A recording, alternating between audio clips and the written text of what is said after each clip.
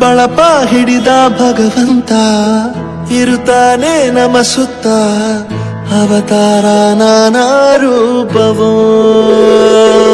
ನಮ್ಮೆಲ್ಲ ಹಣೆ ಬರಹ ತಿದ್ದಿ ಬರೆಯಲು ಕತ್ತಲೆಯಿಂದ ಬಂತ ನಮ್ಮ ಕೈಯ ಹಿಡಿಯುತ್ತ, ಕರೆದೊಯ್ದ ಬೆಳಕು ತೋರಲು.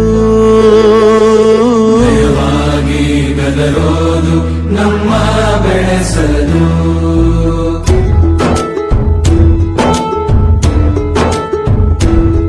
ಭಾಷೆ ಅಮೃತ ಕುಡಿಸೋ ತಾಯಾಗಿ, ಭಾಷೆ ಅಮೃತ ಕುಡಿಸೋ ತಾಯಾಗಿ.